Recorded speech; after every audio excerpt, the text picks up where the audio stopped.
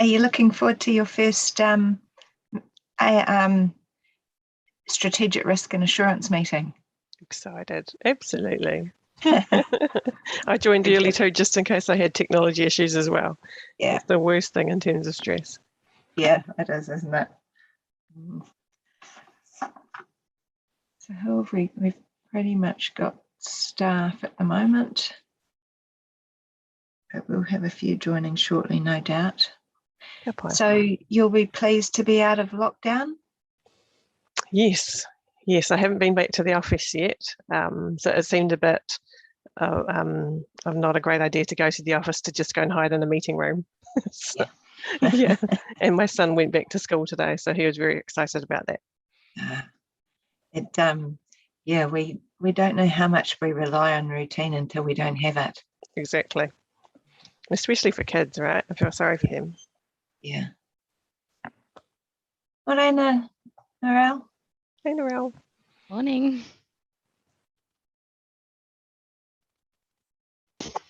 Kia ora, Maxine. Oh, kia ora. Oh, and kia ora, Jadine. Nice kia ora. To see you. You too. Have you been doing okay under the lockdown situations? Loving it. Absolutely loving it. Some people do, it's making me a little bit crazy, and so I'm kind of happy now that we're out. Yeah. Happy face, yeah, absolutely. We Kia ora, adopted. Councillor Rob. Oh, morena, Rob. What is that you've got behind you? That's the one of the items at the Kaipara Park. I don't know whether you've heard about it. It's owned by the Gibbs family, and it's a park up in Kaipara, north of Auckland, which they open up occasionally, and it's got sculptures and other artworks that the family have acquired over the years. That is one massive sculpture. It sure is. A very big mouthpiece, actually. It's a large trumpet, isn't it, Rob? Yeah, it runs all the way down the back there. So it actually forms up like a big cornet, yeah. Well, I bet you there's not too many other people that have their virtual background the same as you. No, I don't think so. And that was one I took. I think that's my wife walking up to jump into the cone. Yeah. Welcome, Bruce. Hi, Bruce. Hi there, you guys. How's it going? You can all hear me. We're in level 2. We're in level 2 now. That really matters a hang of a lot. Yeah, no, we can see and hear you. Once I get all these I can see myself now. It's no great to be in level 2, Rob. Yeah, it is. Once we get all these meetings out of the way, I can actually go and enjoy some freedom. Yes, yeah. Oh, you'll be able to drive over to the beach, Rob. Yes, we're getting all How prepared. lovely. Cars half loaded up. Not sure what's over there. It's so long since we've been. We'll take you in Queenstown any day, Rob. Just bring your money and your wallet.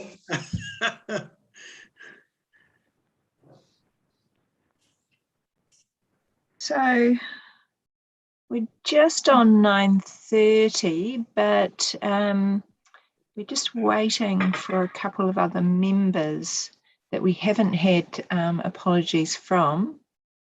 I think I just heard that Mia Paula did have a meeting running right up to 9:30, so she may be late. Okay, well look, we do have quorum. Yeah, we have quorum, so I think we will start. So tēnā koutou katoa, I'll open the meeting by first of all welcoming our 2 new members, which is really exciting to get some fresh blood on the committee. So welcome Jadine and Councillor Maxine, really happy to have you on the committee and looking forward to your fresh perspectives. Just a note that at the end of the meeting and committee only time, we have a self-review. So if there's anything that crops up during the meeting that you think, works really well or that we could do better, just take a note and we'll discuss it at the end of the meeting.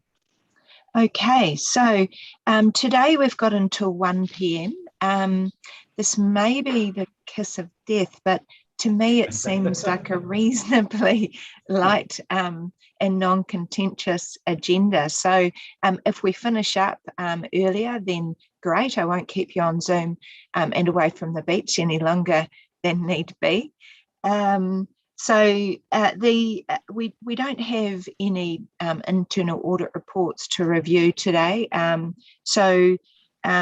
Most of the items are of a reasonably standard nature. So I'll just go through the run sheet. Item 1, we do have apologies from Councillor Bunting and Councillor McPherson, as well as Councillor O'Leary. And I think from Mayor Paula for lateness, is that correct? I'm here. Ah, thank you, welcome. Thank you. Okay, so I'll move those apologies be accepted. Can I have a seconder? Just with a, thank you, Jaden. All of those in favour, against, carried. Right, so actually just also some housekeeping matters on Zoom. Narelle, are you okay if we go with just the actual hand up? Is that enough for you? It should be fine, as I believe all of the reports are just to receive the report. So I imagine I'll be able to maintain the count with hands. Okay, well, please feel free to interrupt if you need anything more No problem. from me from a process point of view. Just all of those that aren't speaking, if you can go on mute, that is always helpful in case there's some background noise. And if you use the reactions function with virtual hand up, that does help me to know who has a question, who doesn't, and I'll make my way around the screen with those that have their virtual hand up. Okay, right, so let's move on to the declarations of interest. Councillor Maxine, I understand you've got one matter. Can I just check, Karen, do we vote on the confirmation of the agenda? Oh no, I skipped over that. Just do that. Right. Are there any items for the agenda? Or are we all happy to confirm the agenda? Yep. Okay, well, I'll move that we confirm the agenda. Can I have a seconder? Thank you, Bruce. All of those in favour, say aye. Against, carried. Right, so the declarations of interest. Councillor Maxine. Yes, I do have a matter of interest and that to declare in the public excluded item number 2, and I won't be taking part in any of the discussion around that. Thank you. Thank you. Right, any other declarations of interest? No? Okay, well, look, I'll move that. Can I have a seconder? Thank you, Bruce. All of those in favour? Against, carried. Right, no members of the public wishing to present. And right, so confirmation of the minutes of the committee on the 14th of September. So I'm now on page 7 of the pack. Are there any items of accuracy or amendment to those minutes? No? Okay, look, I'll move the recommendation that the Strategic Risk and Assurance Committee confirm the open minutes of the Strategic Risk and Assurance Committee meeting held on the 14th of September as a true and correct record. Can I have a seconder, please? Thank you, Councillor Rob. All of those in favour? Against, carried. Right, so we also have the minutes, item 6, page 13, the minutes of the 29th of September of the committee. Are there any matters of accuracy or amendments? No. Okay, I'll move the recommendation that the Strategic Risk and Assurance Committee confirm the open minutes of the Strategic Risk and Assurance Committee meeting held on the 29th of September as a true and correct record. All of those in favour? Against? Carried. Right, just to check in, can you all hear me okay? Great. Okay. Now I'm just trying to find Councillor Paula on the screen. Is she still with us? No, maybe not. Maybe may have dropped out. It looks like she has. I'll find out about that. Might be technical issues. Yeah. Again, we still have quorum to continue. Yeah. Chair, I was in a meeting with her prior to this one. She was having a few technical issues, so she's probably logging back in. Okay, great. Right, so we're now up to item 7 on the agenda, the Chief Executive verbal report. I'll hand over to you, Lance. Firstly, I should actually formally welcome you to your first committee meeting in your capacity as Chief Executive. I think you've attended many others before, but welcome. Great to have you. Thanks, Chair Kieran and Morena, everyone. And thanks for that welcome. I've only got 2 things that I wanted to talk about this morning. To be honest, they're related to some of the other items. Item 9, the risk management report, and also Dan Finn's safety and wellness report, which I think comes straight after this one, item 8. So they're related. So it's really around COVID-19. Just from my perspective, risks facing the organisation. I think a lot of our strategic risks are pretty well covered in item 9, the update there from all our general managers. COVID-19 also government announcements on legislative reforms, and we're all aware of the fluid situation with COVID-19 and what we've been through over the last 20 months or so. My observations coming in as CE and talking with elected members, stakeholders, Mangai, and senior staff and staff across the organisation, there's a number of things at play at the moment, and we've probably all been looking at the media around COVID-19, and things are moving day by day. Probably the key risks for council are some obvious ones which be reported through other committees, is around revenue effects on directly and indirectly from the latest lockdown, where we went from 4 to 3 to 2, then to different parts of alert level 3, and now back to 2. So there's some flow-on effect with that, with a lot of our facilities that gather revenue being closed, e.g. H3 and some of our visitor destinations. There's a number of hold-ups on work, supply of materials and contractors and that sort of thing. So that's having some effect, and Chris Allen has been reporting some of that through the Councillor Pascoe's Finance Committee. Obviously, escalation of costs. There's been a lot of discussion on that, and inflationary pressures are pretty obvious, and there's a lot of dialogue around that at the moment, especially around construction, fuel materials, services, and probably a key thing is the labour market, and the indications that, and Dan might mention that in his people report next, and really a tight labour market that's getting a bit of a squeeze, especially for people in planning, construction, and project management and IT positions. So it's quite a tight labour market, and there's a bit of a talent war going on. So that's really about our ability to be attractive enough as an employer to attract people going forward. Retention is a real something which myself and the senior leadership team will be working on, and really looking at those key people that we don't want to lose, and making sure that we're having all those conversations around that. And then obviously development of our people as well.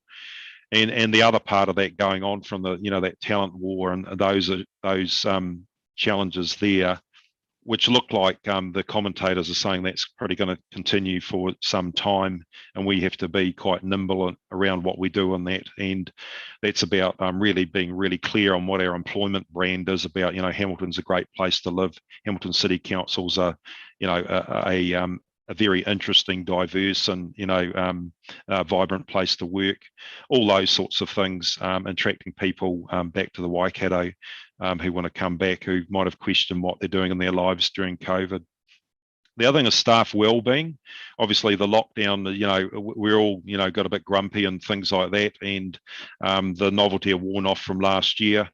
So the psychological effects for staff, I have to say, I've just seen an uplift in morale just in the last 7 days or so since we've had a lot of our facilities reopened and people can get back to work. I'm actually in the office today, believe it or not, and I've got a magical office because it's got a rainbow in the background. You can see that, and some blue sky there, which is really positive. But there's a number of people now coming back into the building, which I think is good for morale too. So, and we'll pick up on that in our engagement survey, which is out to staff at the moment, and we should get some results in the next 3 or 4 weeks. And then also physically, the wellbeing of staff physically, with moving from the alert levels through to the traffic light system, and COVID cases seeping into the community or across the community, and the likelihood that there will be more COVID-19, in the Waikato community, and going forward. So just making sure that we keep our staff safe and reiterate all those the messages around that.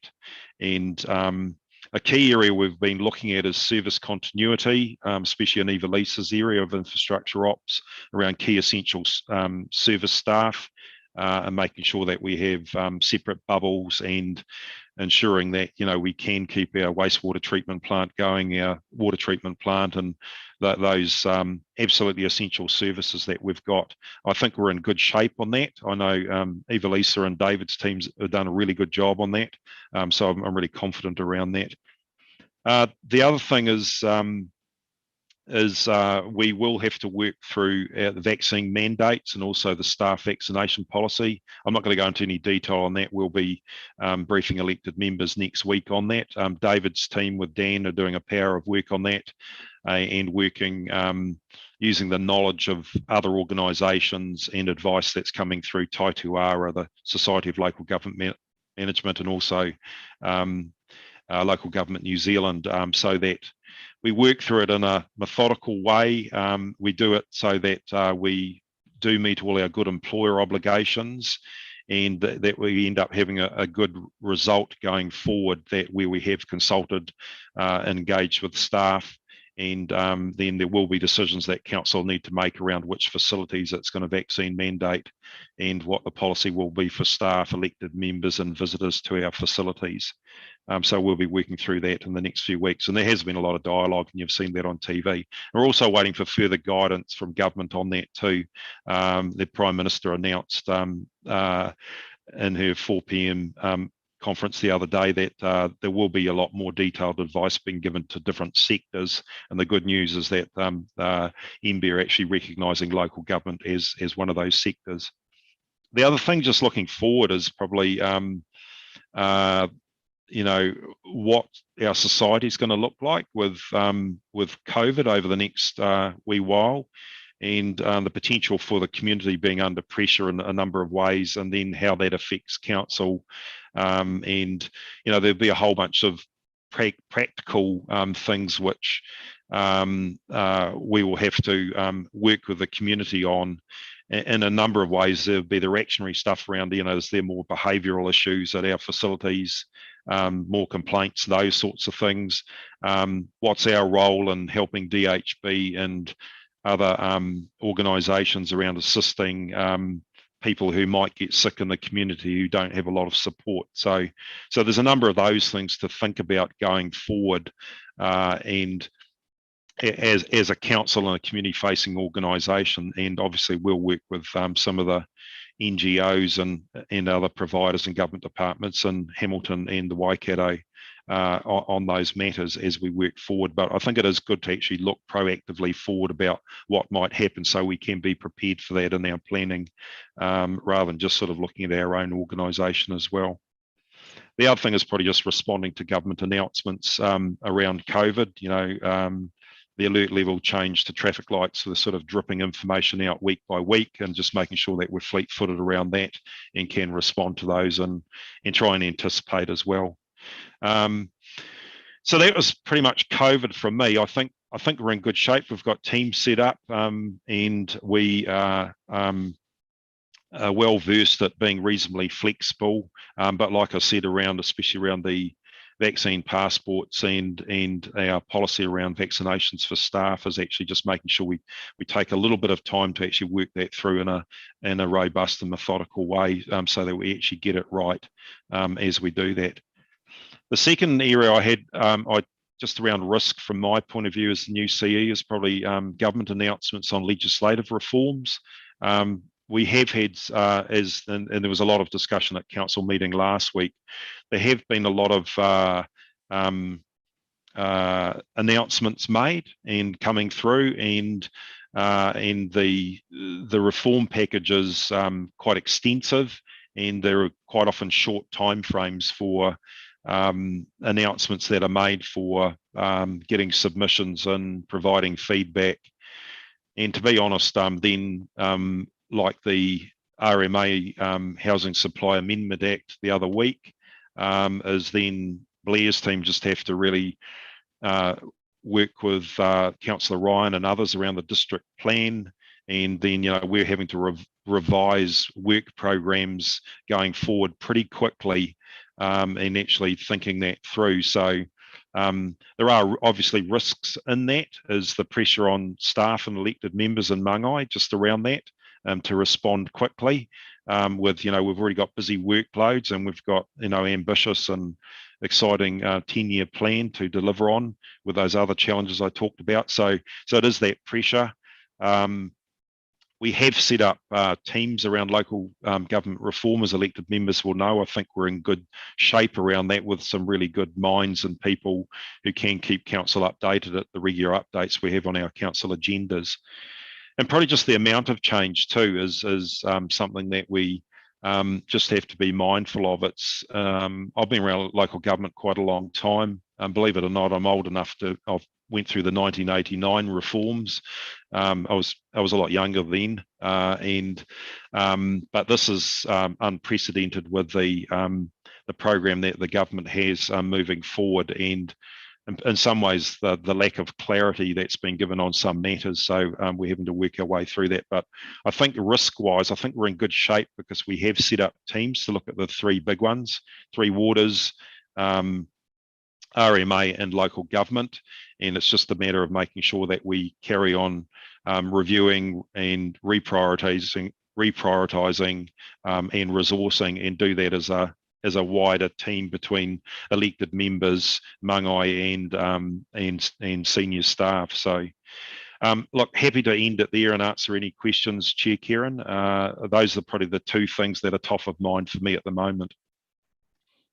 Thanks for that, Lance. I don't have any virtual hands up for questions yet, and just while I'm waiting to see if there are any questions, one housekeeping matter that I should have brought up at the beginning of the meeting is that this session is being recorded, and I see up on the top of the screen it is live on YouTube. Is that correct, Narelle? Just not, yeah.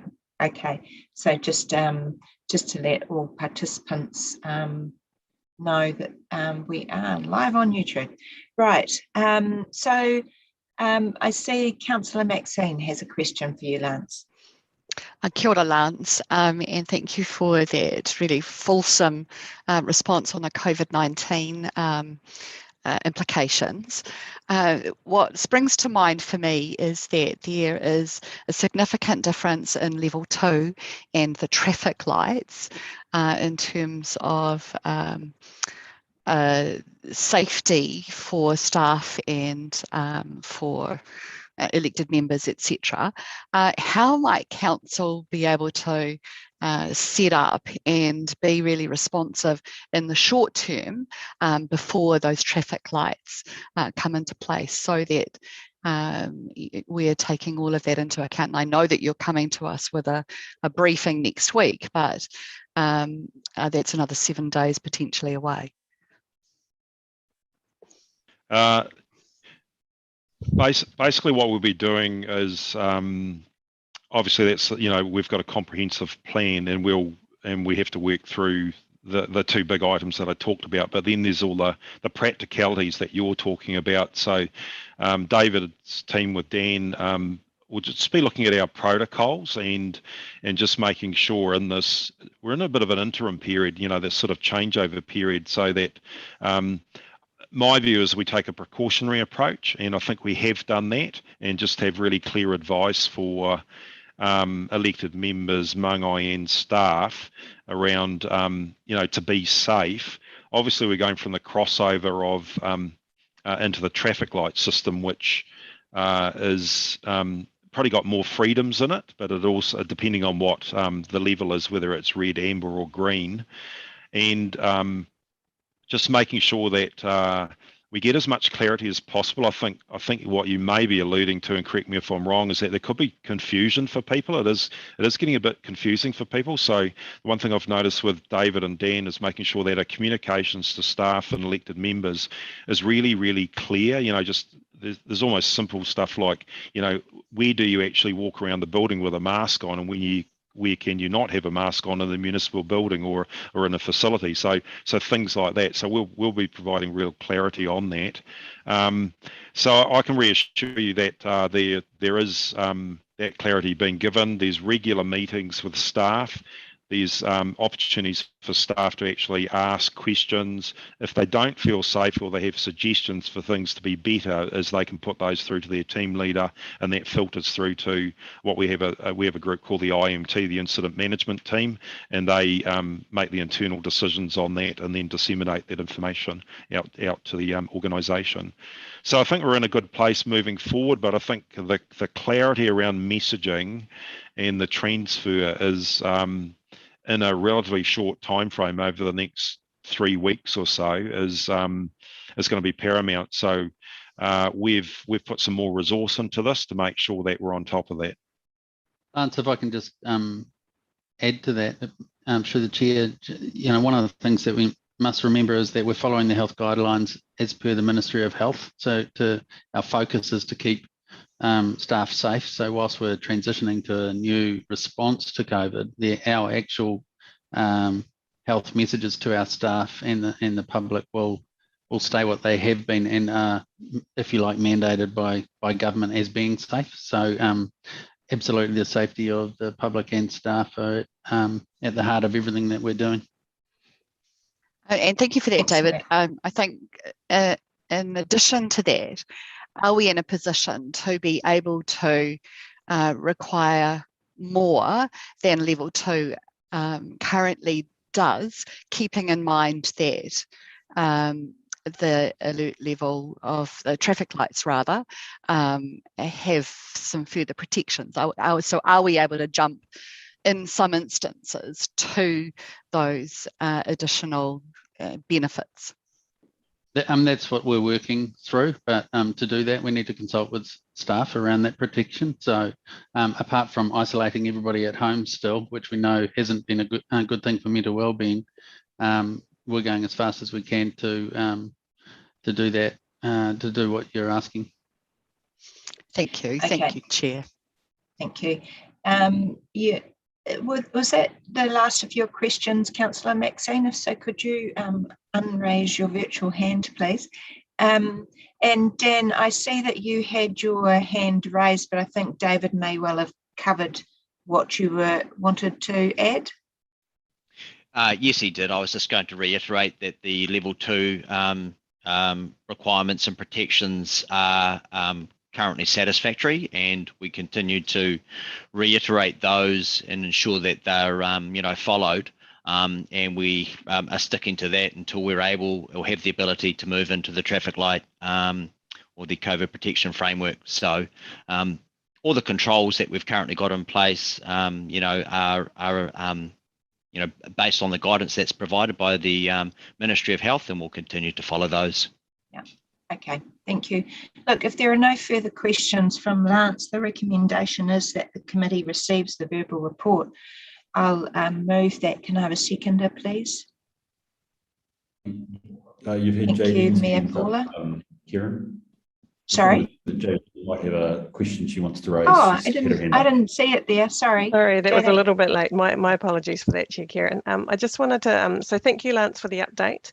I was just more concerned about our staff wellbeing. And so what I'm seeing in my space and other spaces is a lot of anxiety about people, especially after this lockdown, going back into a space whereby they might be working alongside colleagues that aren't fully immunised or double vaxxed.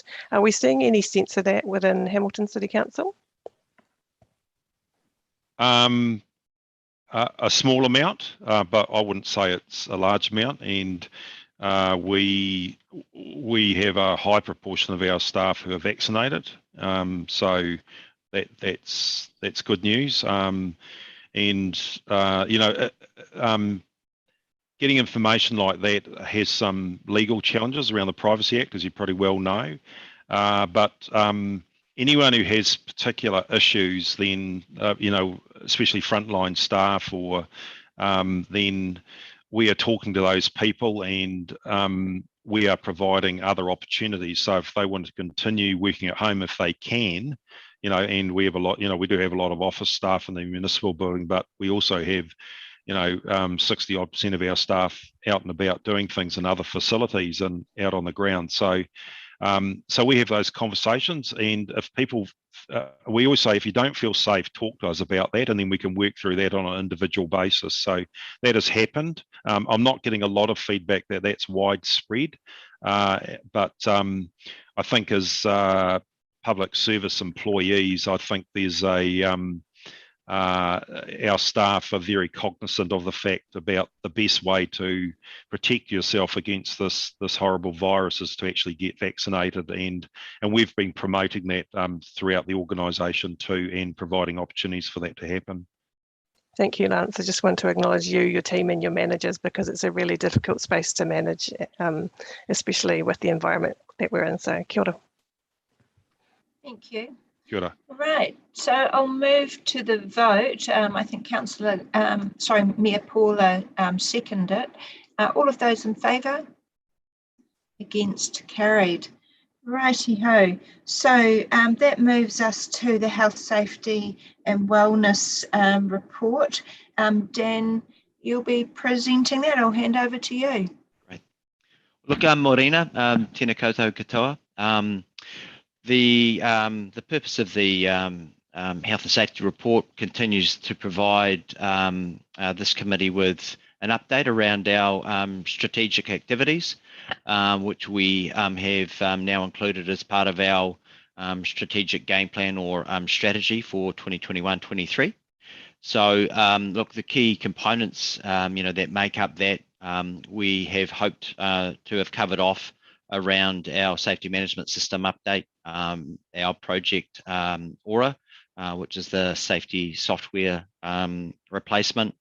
We also continue to make good progress around the state of safety and the safety reset activities.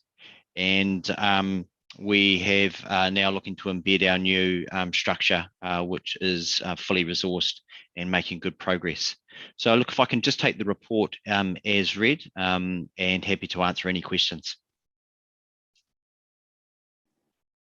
Thanks for that, Dan. I see Councillor Maxine has a question.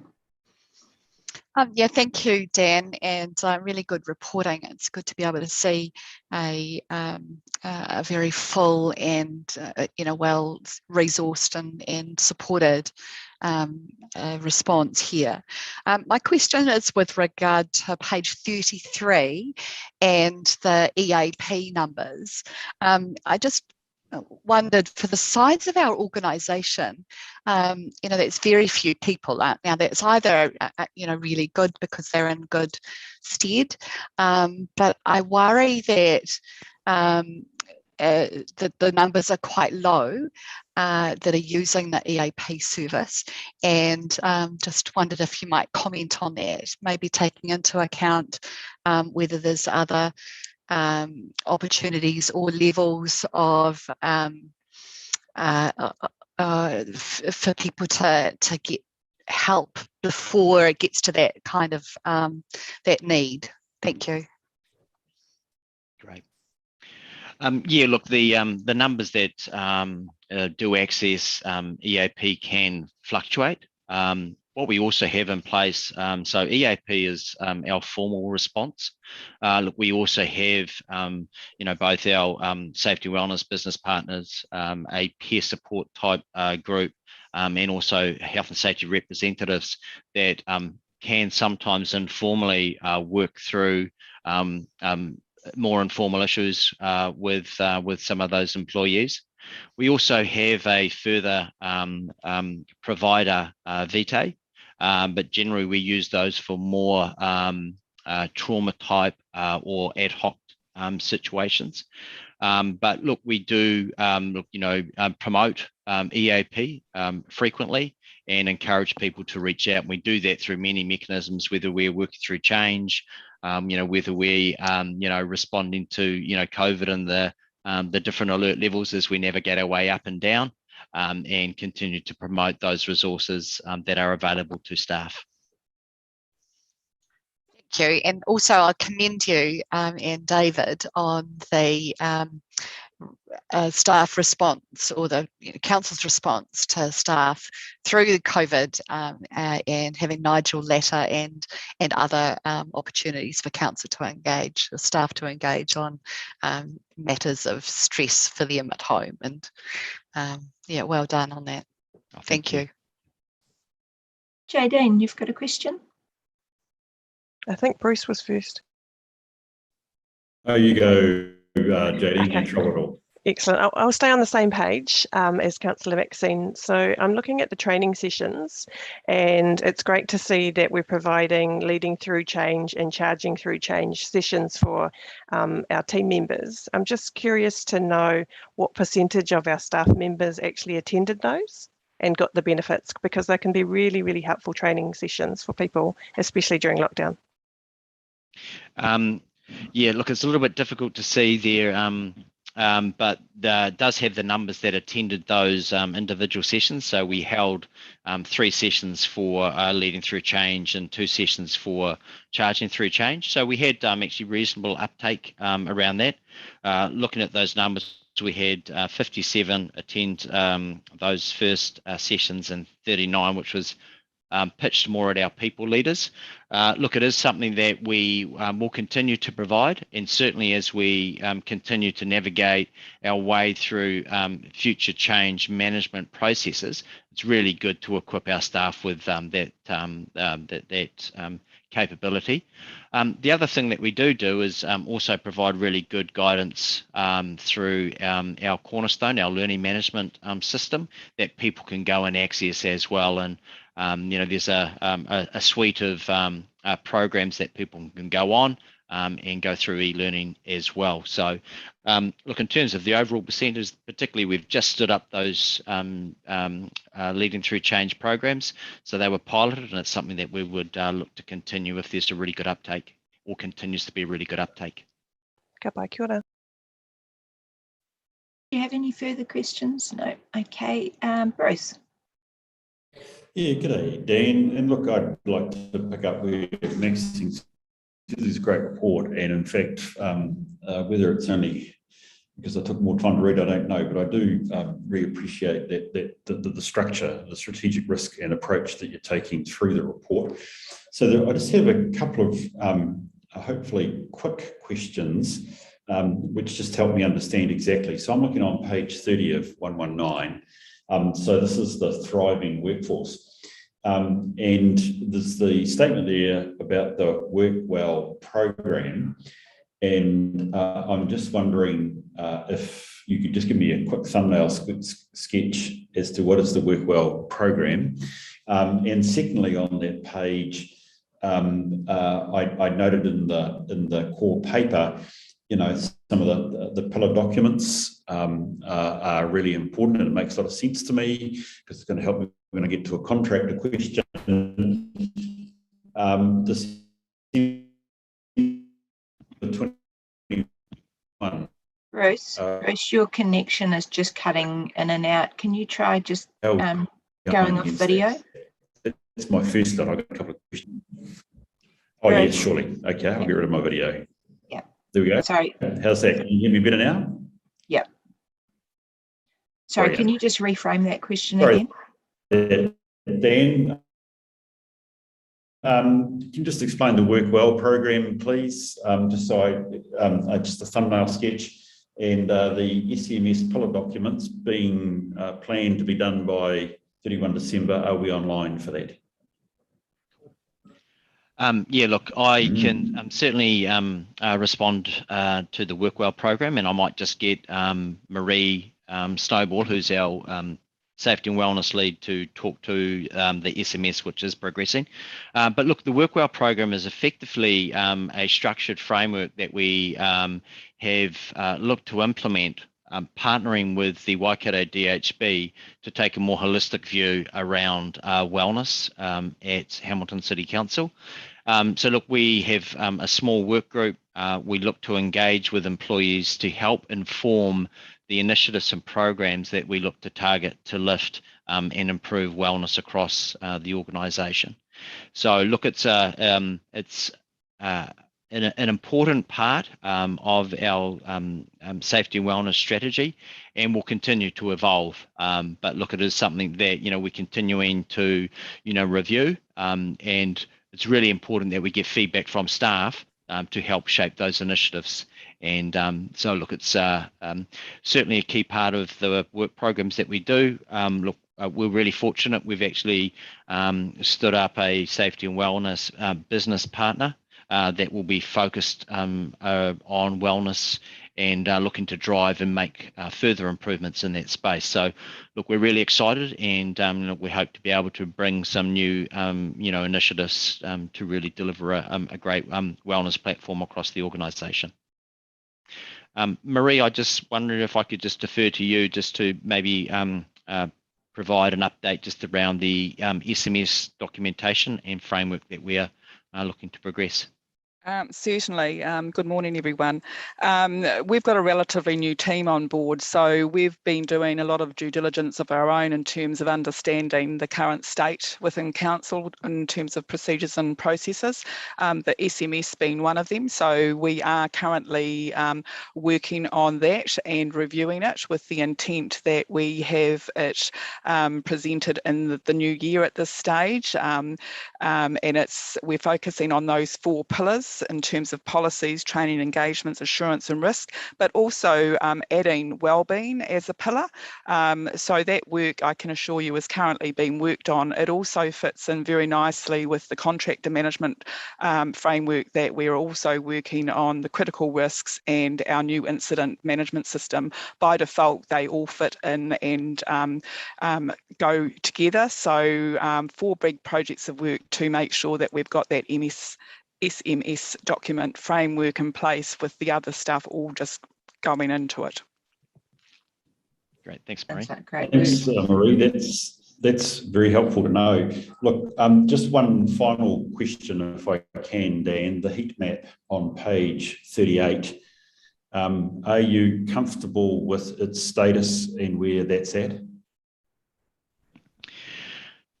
Yeah, look, it's progressing, and the good thing now is that we've got adequate resource in our team to be able to help support those operational units to focus on the recommendations.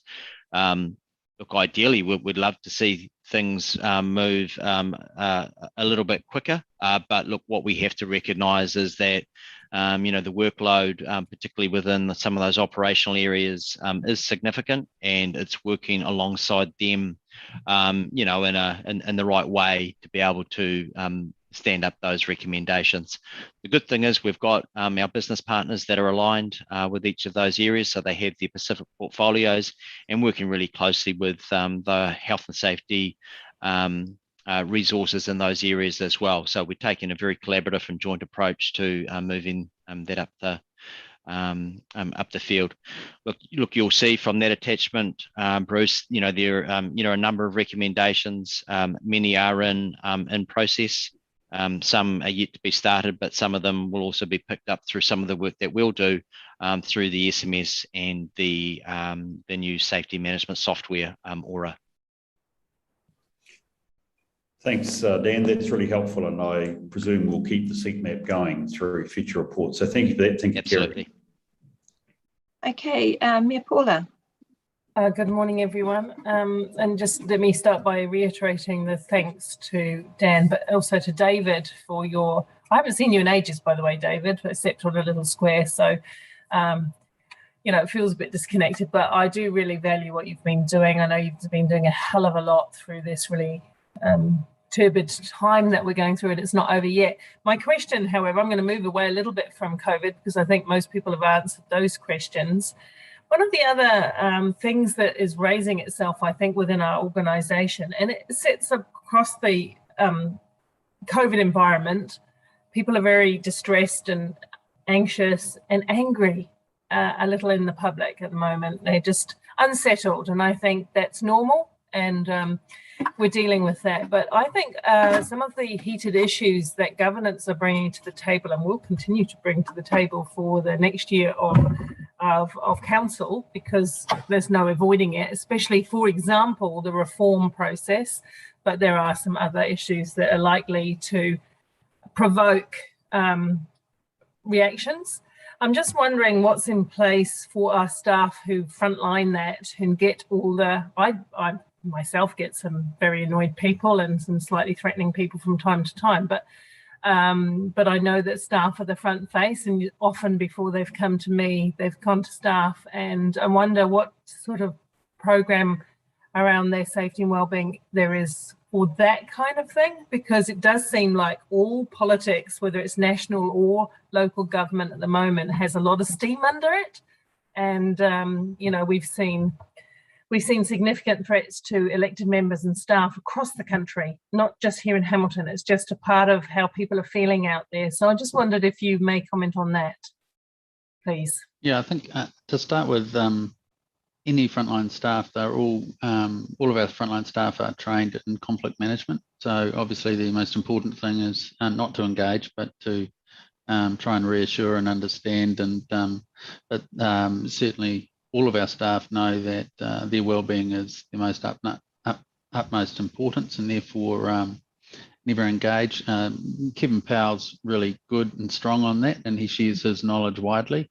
I think through COVID and some of our needing to limit the number of people into facilities, for example, we have employed the services of some external parties to manage that. And so, and we've done so with a care and consideration for the public who may not understand. So we've always taken an approach of conciliation and making sure that everyone feels that there's empathy there, that it's difficult times and we're working through this. And that's all of our front staff. This is something that we talk about in team meetings, and we constantly reinforce as an approach.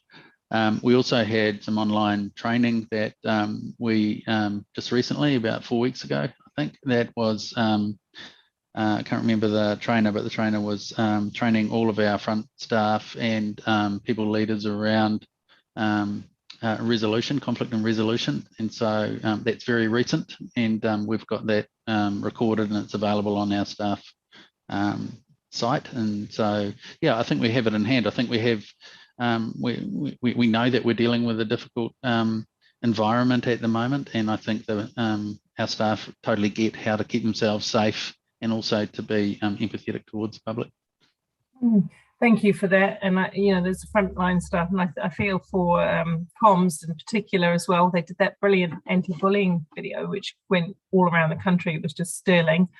But of course they get all of that, and it's real. It's not made up what they have to face. And I guess there's the imminent face-to-face of diffusing, but then there's the sort of slow burn effect that it has been across people who I've developed very kind of Teflon shoulders myself, but it's like that Colgate ad, does get in. So I'm just wondering about that, and I just wonder if there's an opportunity to talk to elected members, because sometimes we there's a fire starting and we blow on the tinder, we give it a little ignite, and I just wonder if there was any opportunity to join up the governance and staff understanding about how we worked as a team on that.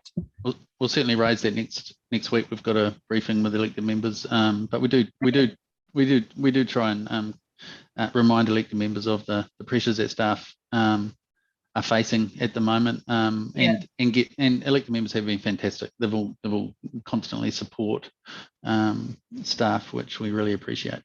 Yeah, okay. I think I would like some more focus on that. I'm talking about the burning political issues, and if you see what's going on in the news every day, it's everywhere, and it's quite testy. Thanks, David. Appreciate that. Okay, I think Jadine, you had another question. Yeah, I'm going to ask about the safety triangle on page 19. So apologies if this has been asked in previous meetings, and great work that's been done in this space and moving forward. But I would have expected to see our near hits to be in the hundreds, if not more. So I'm just curious to know what the ideal numbers look like in relation to the safety triangle. No, you're absolutely right. The near miss reporting or near hit reporting should be in the hundreds, because there is a ratio in terms of what it would look like in comparison to a lost time or a notifiable event. Look, historically we have had a level of underreporting around our near hit, near miss, and that's evidenced just through the the statistics that we have presented. Look, what we have done, and taking a more wider view, is making sure that our system, so we currently use a system now which is difficult and clunky, and what we are looking to do is move to a new reporting system that will provide a better user experience and much easier to report, quicker and faster. And so one of the initiatives that we have stood up to improve reporting generally across the board is looking at Aura, which is a new safety software system that we are looking to implement. So yep, look, it's a point well made. Look, it's something that we do continue to encourage, and the business partnering model, working closely with our operational areas, want to encourage improved reporting.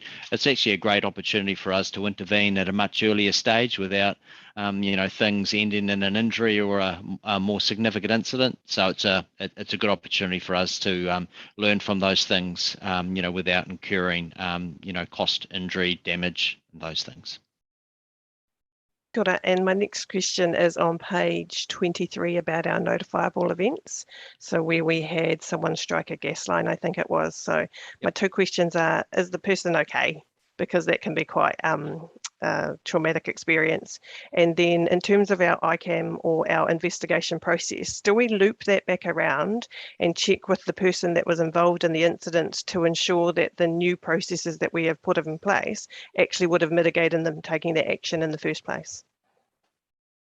Yes, we do. Yep. So look, we do investigate those incidents. Obviously, being notifiable, we freeze the scene and engage the appropriate authorities. Contact WorkSafe, ensure that the the gas or contractor comes and ensures that the gas is secured, but part of the investigation is making sure that we do loop back and make any corrective actions. Look, I do note that Eva-Lisa, our GM in Ops Infrastructure, is on the line and may be able to provide a little bit more detail around that, but we do a very good job in terms of looping back and making sure we implement and update people around the changes. Eva-Lisa, did you want to add something? Yes, so further to Dan, that's exactly what we do, and the investigation is one that gas service strikes, particularly underground, is a big safety risk for us, and the person is okay in terms of responding to that. It was an event on private property, which has signalled some improvements to how we work with our development community when our people enter private property, and having the information from our development community in terms of what is on their sites, and so that we can verify those. So there have been improvements and good recommendations out of the report and investigation that was completed. With a lot of those were process updates which have been put in place, and our teams have sort of the eyes wide open, didn't realise, and it was just something that caught them. And so fortunately in this instance everyone was okay, but it's allowed us to improve on that process, which is a nationwide issue that we're trying to work with the construction industry and safety aspects for. Kia ora. Thanks for those great questions, Jadine. I've just got a couple more for Dan. Firstly, it was great to see the strategy document there. Good to know that the team have got a clear path forward, which is great. I just wanted to check my understanding. So there's the 3-month activity. Sorry, I haven't got. So it's the current state 3-month activity. So is that for the following 3 months or the past 3 months? And where is the full year list? So the full year is about delivering on those key outcomes, which are the high-level outcomes that we're focused on. And sorry, I should have probably been clearer. So that strategy is no doubt backed up with a action plan of, a tactical list of items, which is like you've detailed in the 3-month piece. But is that set at the beginning of the year for the full year is really what I'm getting at. Sorry. So the way our high performance cycle works, we set the high level outcomes that we look to achieve over the year, although this is a bit more of a longer term strategy just based on the size of some of those outcomes. What we do is set the activities. We do that on a 3-monthly basis, which falls within our quarterly cycle. And again, which is aligned with our high performance way of working. And so we look to reset those activities to continue to deliver on those key outcomes. So what you've seen here is from the previous quarter, that will be refreshed and updated to ensure that we continue to focus on those key outcomes. Okay, great, thank you. And I noticed that the engagement survey now includes health and safety questions, which is a great initiative. I wonder what is going to be done with that information. What's the next step from that? So look, we had a small number of health and safety questions in our previous engagement survey. What we have done is we've added a further set of questions, and we are actually looking to use that set of health and safety questions to provide us the wellbeing index, which we will use to gauge a better insight around health and safety and wellbeing. And then what we would look to do is develop any further initiatives that would look to improve some of those areas. The great thing about that is that health and safety has tended to be within the top 3 scoring areas across that engagement survey. And so look, we do have really, really good support and a strong culture around the importance of safety. So that's great, but we are looking to expand it to be able to provide better insight, which is more around the lead indicator. We really, have historically been really good around, the lag, LTIFR, responding to injuries and accidents. What we want to get better is getting that lead insight, and then ensure that we're on the right track and take any appropriate action to improve some of those areas. So we'll be in a good shape to be able to report at our next committee meeting around some of those insights and what it looks like. Oh, that's great. It's really good to hear that is one of the more high performing indicators. Staff are obviously feeling safe and cared for, which is really good news. And presumably some of those measures will remain, that those questions will remain constant so that you can measure over time. Right. Yeah, absolutely. So that'll be important for us to be able to benchmark in future. And as I said, we want to be, so attached to the strategy document are our performance indicators. One of those performance indicators is the Wellbeing Index, which we want to be able to maintain and report, and also to track how that is going over time. So absolutely, it'll provide a really good trending and benchmark for us in the future. Great.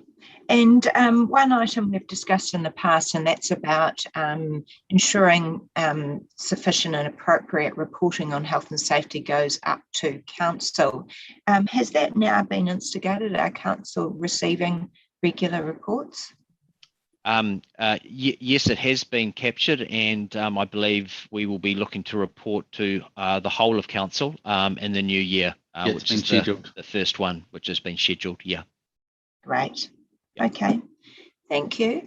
If there wasn't anything further you wanted to add, Dan or David, I don't have any further questions. So I'll move to the resolution which is that the committee receives the report. I'll move that. Can I have a seconder, please? I'm happy to second. Thank you, Councillor Maxine.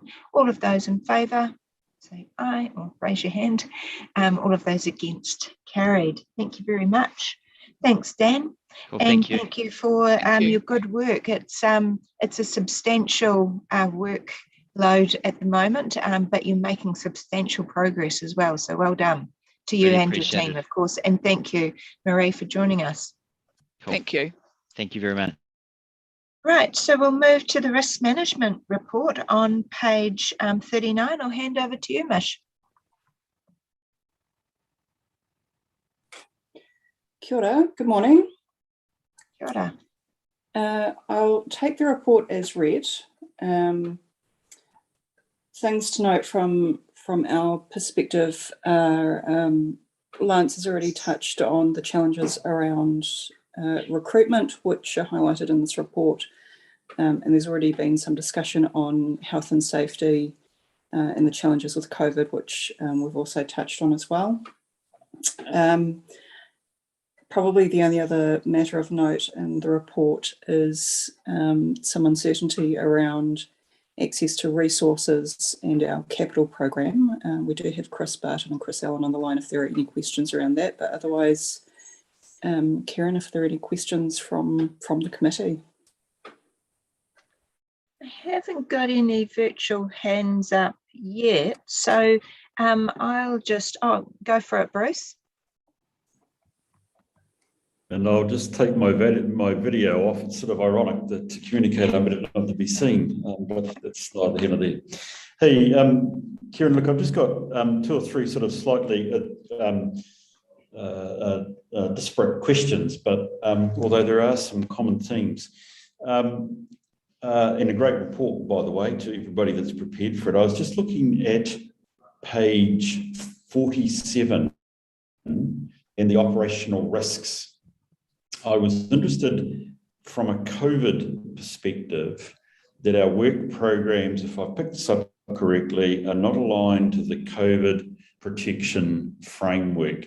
Now, this struck me as actually a very insightful comment, and I'm wondering if I could just get that expanded and what's being done about it, because it does, to me, seem to make inherent sense that actually we plan how do we deliver in this COVID environment. Perhaps I'll just stop with that first question.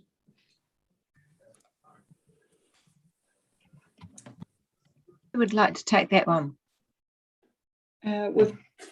Mish, you're the only one with your camera on, so. I guess that is me then. What page is it? Sorry. Oh, sorry, I've given you the wrong page. Operational risk 3. What page is that on? Page 44, so is that risk sits with Eva Lisa's team. But yeah. I guess the challenge that we have right now with COVID-19 and the shift to the protection framework is that there's a lot of moving parts at central government, and there's still some gaps in information from them that we're working through. But the IMT and the team are working to try and, I guess, shift our thinking along at the same time as central government is. And we certainly, in the last update that the Prime Minister gave have now got some more firm timeframes around when they expect that protection framework to be rolled out. I don't know if we've got Eva Lisa on the line.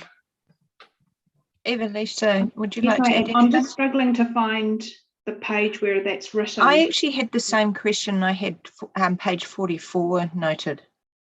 Yeah, sorry, I'm struggling to find my page number 2. It was a terrible notice taken on my part. Sorry about that. Yeah, paragraph 47, page 44. Is that what you were referring to, yes, Bruce? Yes, thank you.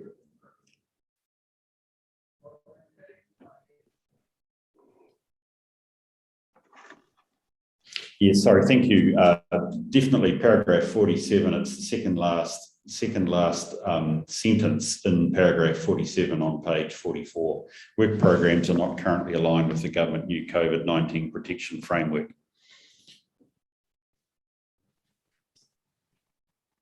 So I'm just trying to recall the conversations around that. For that, a lot of the protocols particularly relate to the new mandates from government around vaccinations and how we have external contractors and working with other contractors to deliver our maintenance programs. And also it's just making sure that we are aligning with that framework that has just been proposed through central government. And so we're just trying to manage the alert levels, the traffic light systems, the mandates that are coming through for entry into facilities around our essential services. And we've also got a number of external companies informing us of their requirements too. So we're just trying to align all of our work programs so that we can deliver our activity in that during this such a changing time for us at the moment. And we want to make sure we get it right. We want to protect our staff. And so it's just balancing all of those aspects at the moment so that priority is our people and it's the provision of the service for our city. Hopefully that gives you some clarity into that explanation or that response. And I see Chris has his camera on. Did you have something you'd like to add? Yeah, I was just going to further to Eva Lisa's comment in regard probably more to our external contractor sites. So obviously with the COVID protection framework coming online, we've had relatively good guidance and framework and been coordinating with Construction Health and Safety NZ in terms of our construction sites. They're still in development of some of the frameworks and guidance in terms of the COVID protection framework. So we're actively monitoring that, but it will be a change to our construction sites again in terms of the management practices on those sites, which we're keeping an eye on. Again, we haven't got the guidance from government around that, but we're preparing ourselves for that and making sure our contractors are aware and to align their management practices on those sites as well when that gets implemented. Great, thanks. Bruce, did you have any other questions? Yeah, look, I do, well, probably a few, but look, I'll limit myself to one more, and perhaps Chris, you may well be the best person for this. It's not necessarily related to COVID, but perhaps more just the conditions we face, and it's been mentioned before in terms of contracting, getting work done. In paragraph 38, so I'll check this time, paragraph 38 on page 43, we talk about long-term collaborative panel contracts. I just wonder if I think as a key risk mitigation, it would be good just to understand a wee bit, what do we mean by that and what's in it for us? Yeah, so it's an area where we're exploring. We already have long-term contracts across a number of our works programs. It's something we're exploring further to try and get into a more collaborative and an early contractor involvement space across our program. So one of the areas we're particularly looking around that is the next tranche of our water service delivery. Obviously aligning with water reform and as one of the factors that we need to think about there, but we're coming to the end of some of our existing term maintenance and renewals contracts. So we're just looking at that in terms of the next tranche of those contracts going out to market early next year, and what how do we frame those up in the right way? And one of the opportunities there is potentially to look at more collaborative type contract models rather than your traditional kind of base 3910, which so that's an area which we're looking at, and also trying to integrate, particularly between ourselves as the client organisation, and better integration between our the construction teams as well as our professional service partners as well. So trying to get that kind of integrated delivery model so that we can hopefully earlier address issues rather than often the more transactional way that we deal with contracting it currently. Does that answer your question? That's really helpful. Again, I think, Chris, I hear the importance of this for better value for the city, and also I sense behind it an ability to get work done. So I'll be interested to see. I think the committee should be interested to see how this rolls out as we go through the year. It makes sense to me, by the way, but it will be interesting to see as a mitigation, if I can call it that, to a strategic risk and an operational risk, that it actually works. So I'd be keen to keep an eye on this. Thank you. Thanks. Thank you, Kieran. Thanks, Bruce. Jadine. You're on mute. Kia ora. You need to give me a little bit of leeway on this one because I'm new to the different dynamic of the risk reporting, but I wanted to ask a question which is probably easier to point it out in strategic risk 4 on page 54. So I'm looking at the inherent likelihood and consequence and balanced against the residual likelihood and consequence. So we're talking about cyber attack. We're saying inherently it's possible. And with all the mitigations that we've got in place, the residual likelihood is unlikely.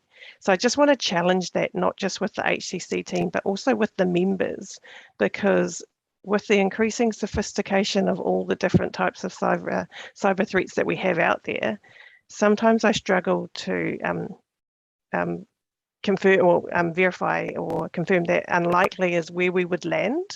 I still think that it would stay in the possible space. I'm just keen to see if anyone else has got any comment about that. Mish, did you want to take that one? Oh, I see Murray has put his camera on. Look, I think it always there's always a possibility of cyber attack, but I think where our current position is that it is unlikely that we would actually get an attack given the controls that we have in place at this time. And we're always monitoring and completing threat assessments of the current cyber situation. Okay, I mean, you guys know best. I just wanted to test that. Yep. Because in a lot of spaces I've never seen it down to that level of residual likelihood that it's unlikely, just because it's so sophisticated out there, and it's just a daily grind, I would imagine, for your guys' team. Thanks. It is. I appreciate the question. Thank you. Yeah, I guess it is still a very high, so it still does receive escalated attention, which is the important thing. But yeah, I totally appreciate the point that you're making, Jadine, and that may well bring it into the red space, which gives it even more prominence. But in saying that, I think cyber will always be a high priority for an organisation such as this. Absolutely. I wish I was in that space. I'd be killing it. Hey, through the chair, Kieran, if you don't mind, just to support Murray, the We'll take another look at that, but please just be assured from a committee perspective that everything that can be done is being done around protecting ourselves, and we have further actions in play that will be discussed through the annual plan. So we're constantly doing everything we can do to protect the organisation. We'll take a look at that. That risk rating, and if we need to modify it, we can do it for the next one, but it won't change the level of urgency that we're treating this risk. And Murray, correct me if I'm wrong, but I'm thinking that we run an assumed breach model anyway. So the likelihood is sort of irrelevant with regards to treatment because it's an assumed breach model. Yes, that's correct. Yeah. Okay. Thank you. Hey, look, I don't have any further particular questions, Mish, other than to say thanks for a really great report. It is, there is a lot happening in the risk area at the moment with COVID, supply chain cost escalation matters, as well as all of the reform and the risks that come out of that. It's really good to see that this risk process is a living process. It's good to see those new risks being assessed within our strategic risk framework, and good to see the action points in the under the various risks there. So I'm really heartened to see that actually not only are we identifying the risks coming out of all of this change, but actually looking to mitigate and control those risks. So good work, thank you. Great, thanks Karen, thanks for the feedback. Yeah. Hey, look, if there aren't any further questions, I'll move that the committee receive the report. Can I have a seconder, please? Thank you, Mayor Paula. All of those in favour? Against? Carried. Right, so that moves us to PwC internal audit update on page 78. I think I saw Matt and Aaron on the screen earlier. There we go. I've got Aaron there. I'll hand over to you. Hi, welcome. Thanks, Karen. Yep, just we're continuing with our cybersecurity work. The fieldwork's progressing. We still expect to finish that in December. Treaty of Waitangi, we are still in discussion with management on the budget around that piece of work, and we're continuing to work with management on finalising the internal audit plan for the next 3 years. So not a lot of content in the report this time round, just given the timing of reports. But are there any questions from the committee? No. Okay, well look, thanks for that brief report, Aaron. We'll have more from you next meeting with those reports coming through. I'll move that the committee receive the report. Can I have a seconder, please? Thank you, Jadine. All of those in favour? Against? Carried. Right, so that moves us to the HCC internal audit report, and Morva, are you there? I am. Good morning. Right. And that's not working. Right. Sorry, I'm trying to get my we can hear you. But that's all right. That's the main thing. Basically, there's one major piece of work I'm doing at the moment that's on the capitalisation of assets, and I'm just in the process of actually just doing the discovery work with a view to actually confirming the terms of reference. So that's all I have to report there, and just one other report with on the contracts register is actually just awaiting management comments. So that's all I have to report. Thanks, Morva. Just before I open it up for questions, can you just advise, are there any red flags that we need to be aware of in that contract management report? And I just wonder about the synchronisation of getting reports ready to come through to this committee so that we can have a constant and manageable flow rather than them all coming at once. I think with the contracts register report, management were wanting to complete some other work before the report came up to this committee. So, and they just need time to do that. Right. Okay. Yes. So it's not just a case of writing a comment. It's actually a case of following up on a number of contracts and understanding the status of them in terms of the approved contract sum. Okay, thanks. Yeah, we have spoken before about the synchronisation of Yes. Reports coming through to this committee, although I should temper that comment with the, an acknowledgement of the current circumstances within which staff are operating with, you know, just coming out of lockdown. So we do need to obviously be flexible there. So any questions from the committee? No. Well, thank you, Morva. Thank you. I'll move that the committee receives the report. Can I have a seconder, please? Thank you, Jadine. All of those in favour? Against? Carried. Righty-ho. So that moves us to the organisational improvement register, and that's with you as well, Morva. Okay. So we're page Yes. 83. Yes, we are. For you, Madam Chair, just wondering, because I've just got a couple of quick things to do. Are you intending to take a break, or are you going to work right through? Yeah, look, I was going to take a 5 to 10 minute break between public and PX. Thank you. Yep. Over. Okay. Basically, I'll take the report as read.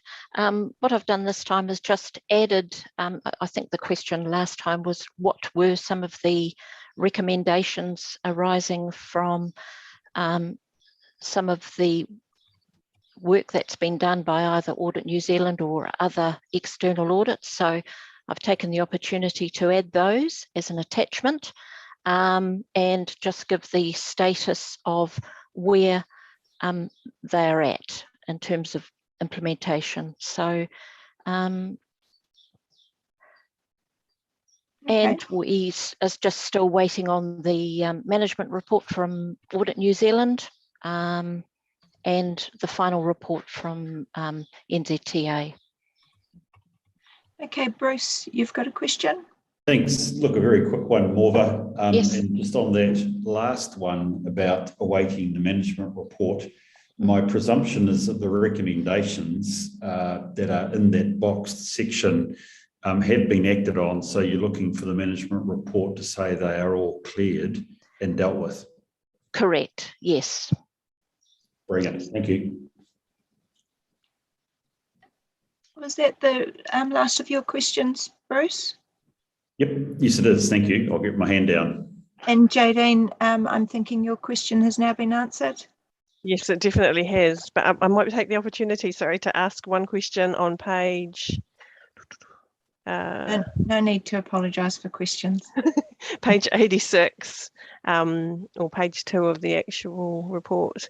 I'm looking at the asset management and operating expenditure. So we say that the recommendation is due to be implemented by 31st of the 12th, and it's in progress. And are we on track with that? So what I didn't get a sense of in this is like a RAG status for each of those recommendations in terms of, you know, where are we at from that perspective? So I just thought I'd ask that quick question. Thanks.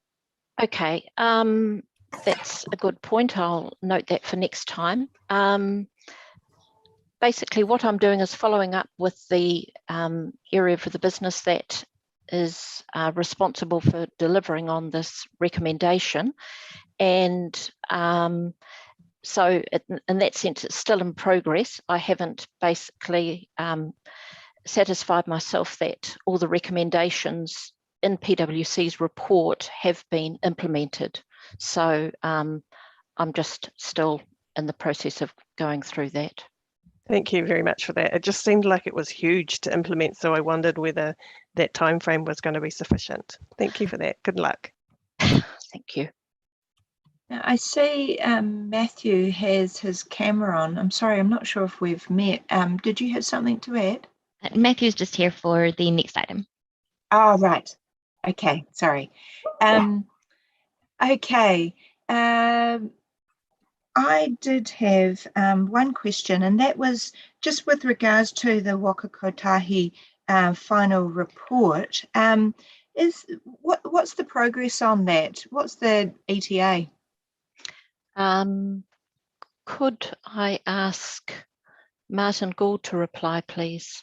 So I can reply on that one. Thank you. So in terms of the Waka Kotahi report, our team it was a draft report that we have, and we are just going through and have put through the management comment to send back to Waka Kotahi.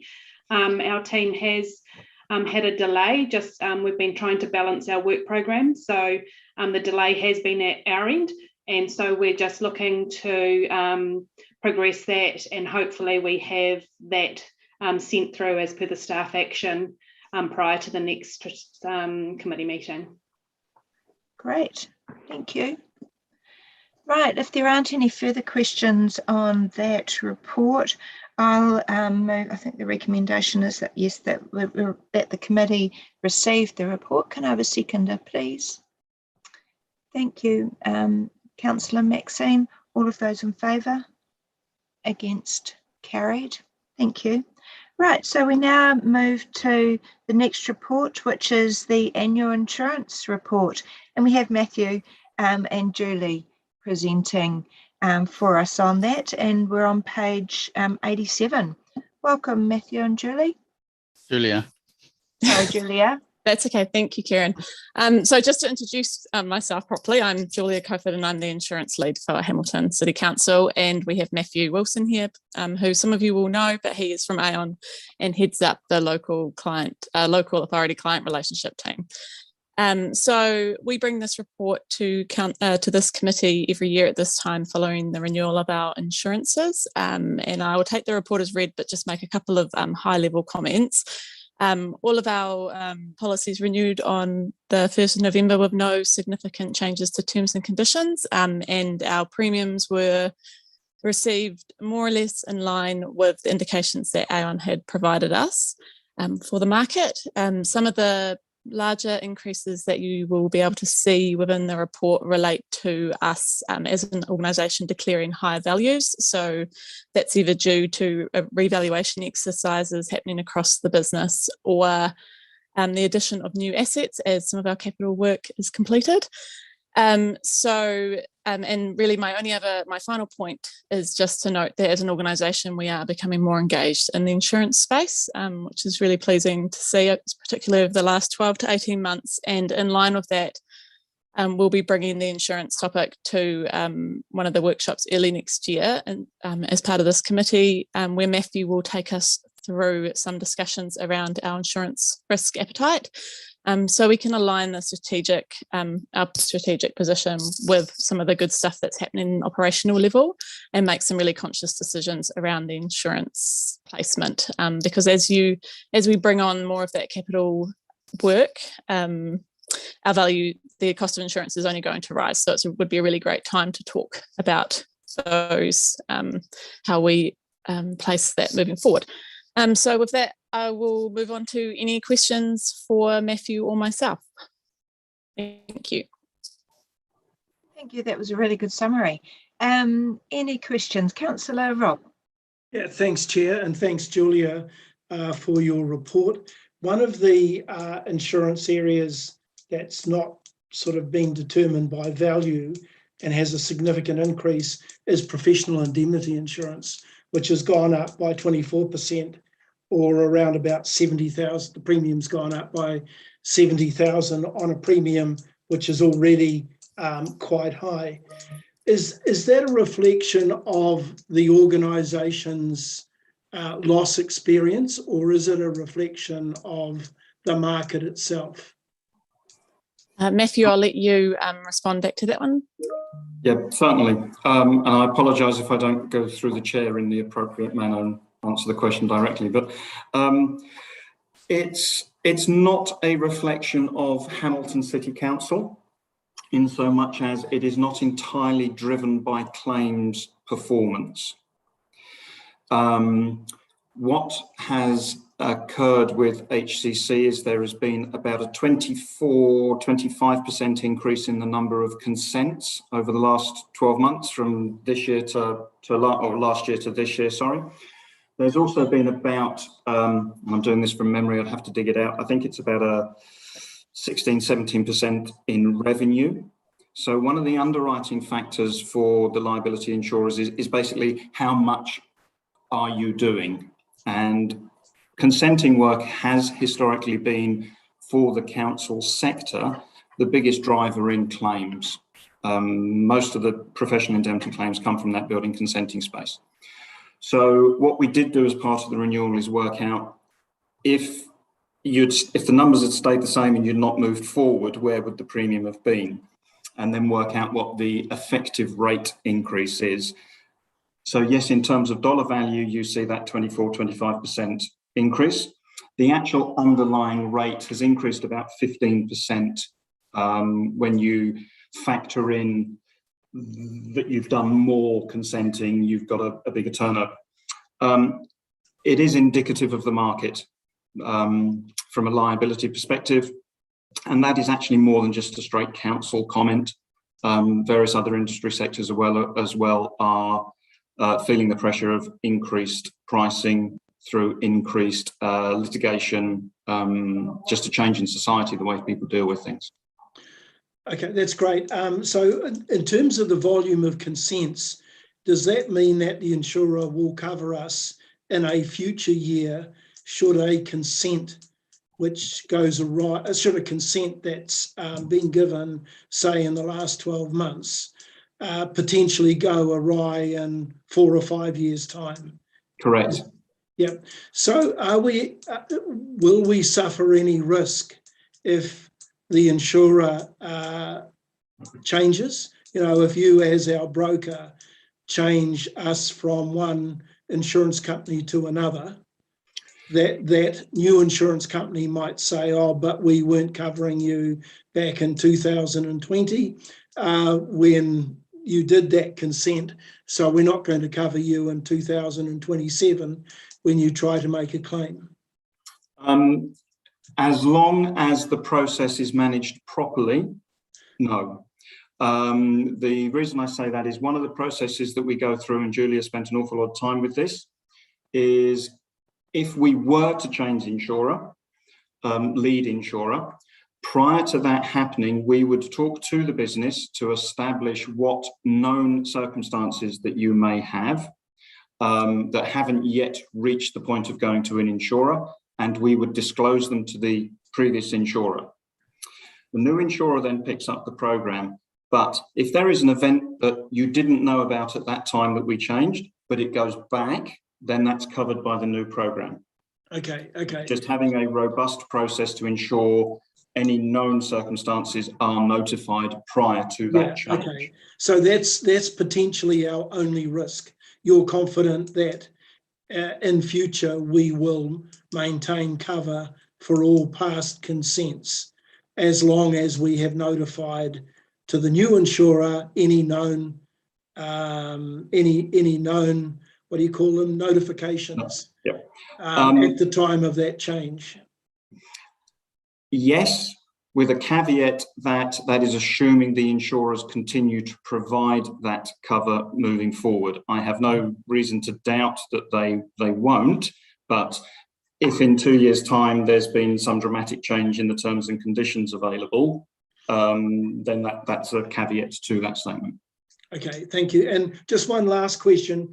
Can we expect that professional indemnity insurance, because I haven't got the previous year's figures, but I do recall there was quite a significant increase from 19 to 20, and obviously another one from 20 to 21.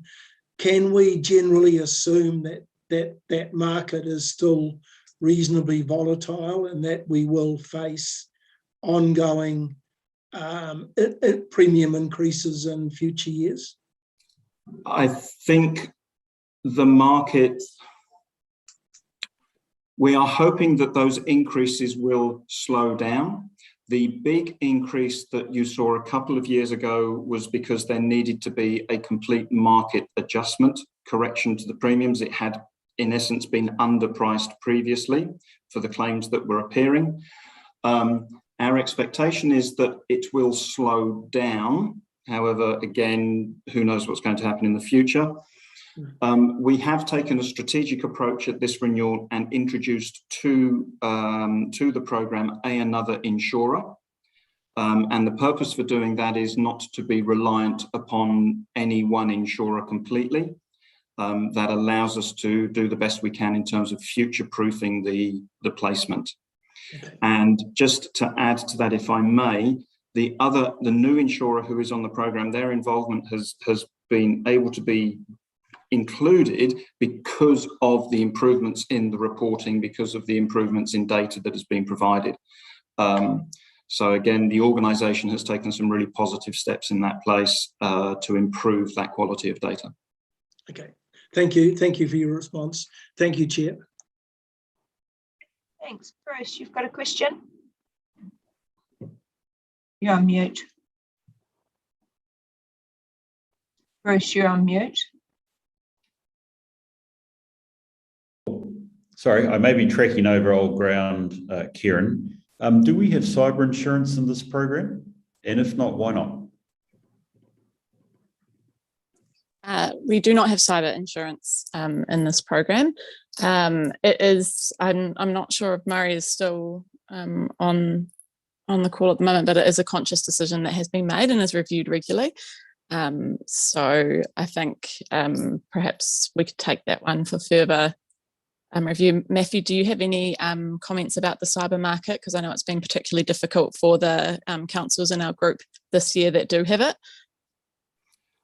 Yes, the cyber market is probably one of the most distressed markets currently in the insurance world. A lot of insurers are withdrawing or limiting the cover they will provide. We had to get a significant amount of additional information from those councils who do buy cyber, with a very strong focus on security of networks, multi-factor authentication.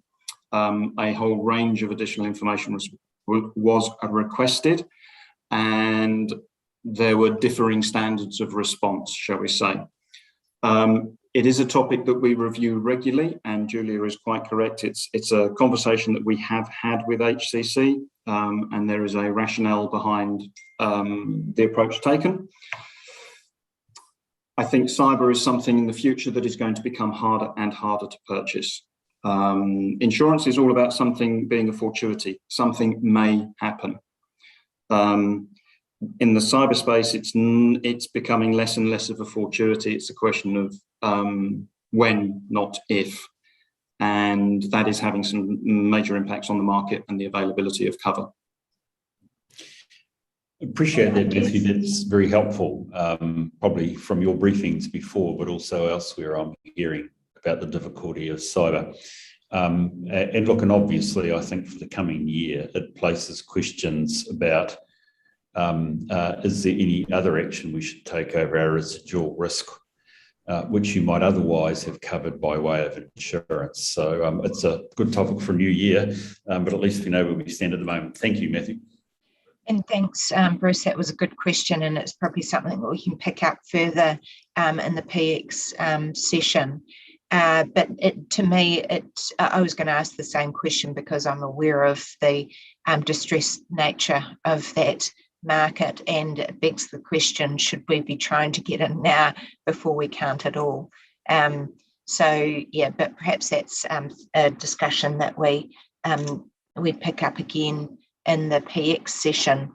So if there weren't any further questions on that paper, I will move to the recommendation that the committee receives the report. Can I please have a seconder? Thank you, Councillor Rob. All of those in favour? Against? Carried. Right, so look, I've got a message here. Councillor Dave has joined us, but I can't see him on the screen. Ah, welcome. Thanks. Yeah, apologies for lateness, Chair. That's all right. I had you for a full apology, so I maybe didn't quite get that right, but it's lovely to have a surprise visit. I've never been called a bonus like that before. Okay, so let's move to the next report, which is the annual credit rating report. Tracy's going to present that for us. That's on page 91. Welcome, Tracy. Everyone. Thank you, Chair. So just quickly, this is obviously our Standard & Poor's rating that we get every year, our annual credit rating. So obviously I'm very pleased to report that we are on the same rating that we were last year. So with our long-term and our short-term is an A- rating.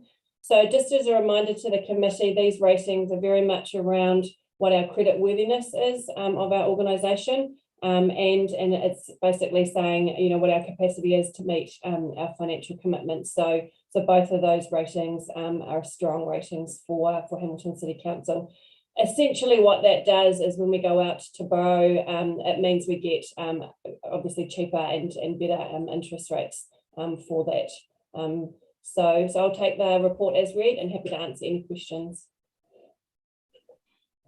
Thanks for that, Tracy. I see Councillor Pascoe has a question. Yep. Thanks, Chair, and thanks, Tracy, for the report. I just have one question around, and it's on page 94, which is the second, I think the second page of the report from S&P, and they've headed it up downside scenario, and I just wonder, and they talk in there about our debt. You know, if our capital expenditure increased more than we expect, or if the council's revenues don't rise in line with our forecasts, we could expect a downgrade. There's kind of two things concerning me here, that we're riding very close to, in our LTP, to our maximum borrowing levels, and two, we've got obviously unknown effects, or the unknown ongoing effects of COVID. In your discussions with S&P, and did they see this as being serious, or is this perhaps more of a standard paragraph that's been slotted in, maybe just to signal to us that they see these two particular areas a potential concern? There's a couple of things there. I think the COVID is obviously, you know, definitely something that we've discussed with them, and the effects that it has on obviously the revenue and things like that. Their calculation for debt is slightly different to what I calculate it, and obviously the LGFA. They're a little bit more nicer, if you like. So they don't, when they do their calculations, the debt capacity, I guess, comes out a little bit more favourable than what our one is. They also do take into consideration, you know, deferrals and things like that, and I guess have a more realistic overview of cash, because remember, this is essentially about cash in and out, as opposed to our program of work and those sorts of things. So, you know, as part of this process, obviously David and I get interviewed quite a lot. The Mayor, the CE gets interviewed. They look at our long-term plan documents. They also look at all of our financial reporting, Finance Committee reporting. So I guess they're taking all of that into consideration. Again, very much an awareness around our Finance Committee reporting and how we do reforecast and, you know, and do readjust. So. If I can just jump in, Tracy, if you don't mind, and you're bang on. And Councillor Rob, that is a standard paragraph. It's something that is a disclosure to the public, if you like, in terms of if something was going to go wrong, what would that be? Well, it would be debt would be higher and revenue would be lower. So in our conversations with S&P, there was no concerns shared by them. They obviously are aware of our debt to revenue ratio, and they've reviewed that, but they've also reviewed our ability to respond and make decisions quickly, and also our ability to repay our debt based on the security we have across Hamilton. So they were very comfortable.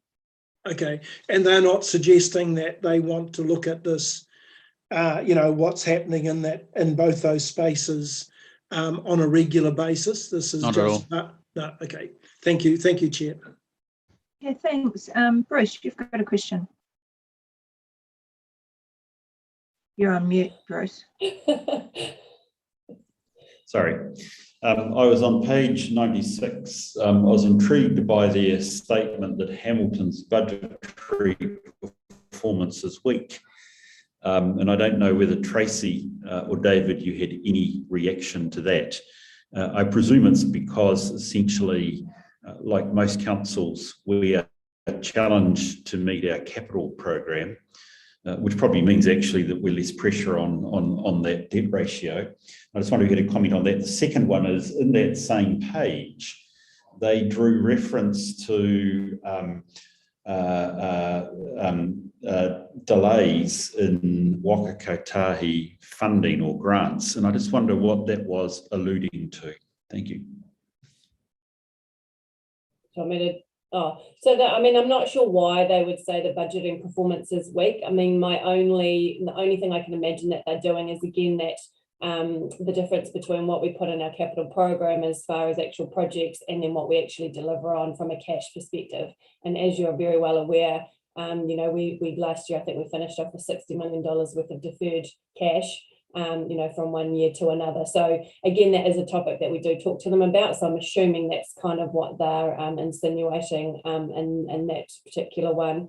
The Waka Kotahi, so that was around at the time where we were doing these interviews, we were very aware of the subsidies that were coming through as part of the long-term plan, and we hadn't had that information at the time. So again, to Councillor Rob's question before around revenue and what that looks like and those sorts of things, that was again just them acknowledging that we were unsure of it and we would need to do something about it when those results came in. And again, that was exactly the discussion, is to say we've made some assumptions. If that changes as part of our our normal process through Finance Committee, we would make any adjustments that we would need to do.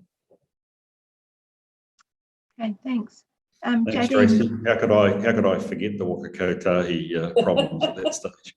If I can just jump in quickly too, Tracy, and again, you're answering these very well. Just the interpretation of the budgetary performance doesn't relate to how we budget internally. Tracy seemed to do a fantastic job, as we all know. The budgetary performance is really talking about the calculation of the large capital expenditure and what that does with their calculations in terms of our cash flow. So yeah, so it's nothing to do with how we manage our finances at all. Okay, Jaden, your question has now been answered. Asked and answered. Thank you. Great, thank you. Councillor Maxine. Thank you. And I guess to David and Tracy, really, in regard to conversations that you may be having with the agency, has there been anything included around the impacts of the coming government reform and what that might have on our position at all? No, to be honest, we didn't really talk about that. It was certainly not when they interviewed myself and David. I'm not sure if that came up when perhaps they were talking to the mayor and obviously it was Richard at the time. So this was just very much based on the long-term plan that we have and our current situation that we have at the moment. And as you know, as part of the long-term plan, we didn't take any of those reforms into consideration. So I can add there, Tracy, that you're right in terms of no conversation with us. This is a September report, and we know a lot of, I was going to say water's gone under the bridge, but I won't say that. The local government funding authority, so LGFA, of which we're shareholders, they're doing significant work, as you know, with water reform groups and central government and their credit rating and their assessment of credit ratings across the sector. They're sort of if you like, working with Standards and Poor's about giving greater understanding around that. I do know that in our initial conversations around ratings, it was likely that we as a council might increase our rating because of the large amount of debt that relates to water assets. Thank We'll you, wait. David, Tracy, and Chair Karen. Yeah, just to add to that, if I might, that didn't come up either as a primary consideration. It was just there was some conversation about assets in general and confidence in our asset management plan, I guess. The other one was the interest was in the post-COVID world, actually, and how much we are planning to create communities that are resilient to further outbreaks of COVID or other similar events. And that was a key consideration, which I've only just started discussing as an organisation. Yeah, I mean, because we've been dealing with COVID as it comes and looking a little bit forward, but I guess what they were saying is to look a long way forward, like into the years forward, what life's going to look like. So Maxine, they didn't really go into that, but then I guess they are aware of the infrastructure burden of New Zealand in general. We did talk about that. Okay, thank you. If there aren't any further questions on that report, I'll move that the committee receives the report. Can I have a seconder, please? Thank you, Councillor Rob. All of those in favour? Against? Carried. Thank you. Right, that takes us to the compliance report on page 101, and Mish is going to take us through that. Look, just a bit of an update on time before I hand over to Mish. So I'm hoping that we will break at 12 for sort of 10 minutes before we then launch into the public excluded. So I want to be finished by 12 or earlier if possible, but I think that gives us plenty of time to get through the last 3 reports in this section. Okay, Mish, over to you. Thank you, Karen. I'll take the report as read. Probably the only things to note that we had undertaken to provide some more work on the conflict of interest policy review following the OAG review. We're beginning the committee's understanding in this space as we've had obviously a lot of work with COVID and the challenges with the lockdown. We have a draft that we're circulating to staff at the moment for feedback, and our aim is to bring this back to you at the March meeting. The other thing to note, which is slightly different in this report, is we have attached, at Karen's request, a schedule of council and management policies to give you an overview of our compliance in these areas. So if there are any questions on those, we're happy to field them as well. I think I have Francis on the line who does this work in my team for me. So Karen, back to you. Thank you. I see Bruce has a question. Yes, thank you, Karen. Hamish, thank you for this, and thank you for actually putting up the policy list. It's always a bit of a, seems real backroom stuff, doesn't it? But it is important, and I do notice there's the 2 or 3 you've mentioned conflict of interest policy, which presumably we as a committee should be worried about because we can do something about that. But I just wanted to check. Bruce, can you just turn your camera off? You're just glitching a bit. Sorry, on page 107, Mish, there is one for procurement due to be done by June 19. Procurement's pretty important. We've already discussed it today. Is that an issue for us that's outstanding?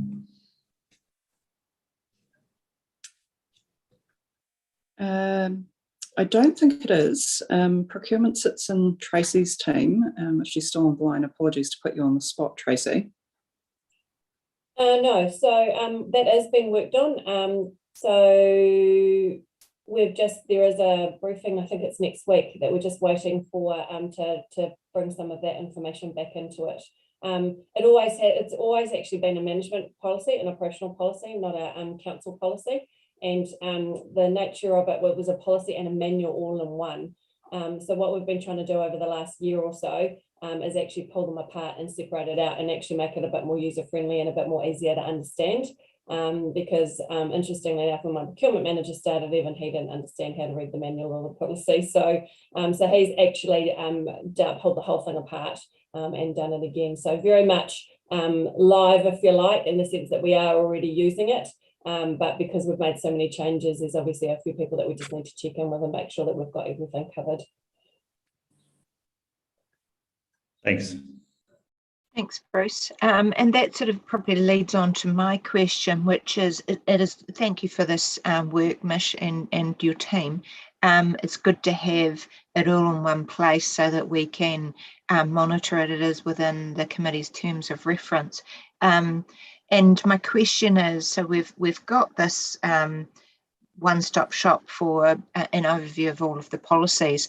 How is it to be maintained and monitored? Is there a process to ensure that the policies are reviewed regularly as they should be? And it looks like maybe Frances wants to answer that one. Kia ora. Thank you. Kia ora. Yes, that is my role, and I have a couple of spreadsheets that I work in every day to monitor the progress of these management policies and bylaws. There are some that are overdue, of course, and we are always keeping in touch with the teams that own those areas, and where there are legal or other risks to delays, we ensure that they are acted on, and if not, then sometimes they just have to be reprioritised. Right. Thank you very much for that. And my final question is, when I look through the management policies, there are some there that I would have normally expected would be governance policies. So a good example of that is the health and safety policy. To me, it's important that the governance within an organisation actually makes certain commitments with regards to health and safety and wellbeing. And ordinarily, I would expect the health, safety and wellbeing framework or policy, or the highest document, whatever you want to call it. Ordinarily, I'd expect to see that as a governance policy. Is there any rationale or reason why that's not the case? Not that I'm aware of. I know a few years ago, which was before I started, there was an exercise by council to reassess all of the policies that sat at a public council level, because I think there was a proliferation, and to assess which ones went to which level, or which ones could be made management policies and internal facing. Whether that was one that changed, I can't confirm, but That's maybe right. Dan or David could talk to whether they. You've done very well. For someone who's relatively new at council, your knowledge is deep. If we go back 3 years, we'll know that there used to be about 200 council policies, and there was a huge exercise, if you like, to rationalise those down to management. We can certainly take a review, and I'll take your points on board, Kieran, in terms of that health and safety. If members would like that to be lifted up to a council policy, we can certainly do that. So we'll do a bit of a review. Can I have a show of hands if committee are in agreement with taking that as an action point? Yep, great, thank you. Right, if there aren't any further questions on that report, I'll move that the committee receives the report. Can I have a seconder, please? Thank you, Bruce. All of those in favour? Against? Carried. Right, we'll go to the strategic, Risk and Assurance Committee annual self-review. So that's myself presenting that one on page 111. So this is our annual self-assessment. It just outlines the work of the committee over the previous year. I think it's actually a good document to self-reflect. Actually, I think it's always a good idea to sit back and actually see how far you've come. Sometimes that's really useful, and to celebrate successes as well. And I think that the committee has done some really good work over the last year. I hope that I have captured it in that document. I'm happy for any feedback on the document or anything else I might include or change next year. But the one thing that I really wanted to highlight from the report is that, you know, I'm just so heartened by the work that the committee's overseen around health, safety and wellness in this organisation over the past year. You know, I really do think there's been a step change. There's been a huge amount of work and projects and what have you, and assurance and what have you in place. But actually, I feel there's been a change in the way the organisation, right throughout the organisation, view health and safety of our staff and, you know, our people and our community. So, you know, I think we should all be really proud of that. And I just wanted to give a special shout out to Dan and his team, but actually everyone within HCC, because actually health and safety is everyone's responsibility. So well done on that. So I'll open it up for questions. Chair, I'll move when you're ready. Mayor Paula, you're on mute. Oh, I was going to second, but I will say I haven't really got any questions because it's very well set out. Thank you, Karen. And I think it's an excellent initiative that you've put in place here for us to reflect as a committee. Actually, I think we've come an incredible long way since you and Bruce have been involved. But that's not, you know, that's a team approach. I get that with all the staff and everything behind. But we've actually, and David, I know that you suggested this approach of an independent risk and audit at some point in time, and I think that has really created dividends. And I agree with everything that's in your report. I think going forward, we've still got a small matter to solve, which is this is a part committee of council, and just making sure that the full council understand the depth and breadth of what we're dealing with. Because as you say, a lot of these risks are everyone's risk at council. A lot of the responsibilities are everyone's responsibility at council too. So because of COVID, we haven't had those workshops for a while. And I know, David, we're looking at what those mean in the new year, what that means for us as a council. But you make the life of council so much easier, Karen and Bruce, and through this committee, by having the independent oversight. So thank you very much. Thanks. Councillor Pascoe. Yeah, look, I just want to echo Mayor Paula's comments. This is an unusual committee for council in the sense that it has got two independent members who hold senior roles in the committee, and having been on the committee since I think 2013, I've seen it sort of mature through as we have all learnt the role, and to get the most effectiveness from this committee and feedback good sensible recommendations back to the organisation. And I think it's working both ways now, and echo Chair Karen's comments about how well the reports that are coming to us are telling us how the organisation's performing, and also alerting us to, as it should, to where risks are and where areas of concern are, so that we can respond to those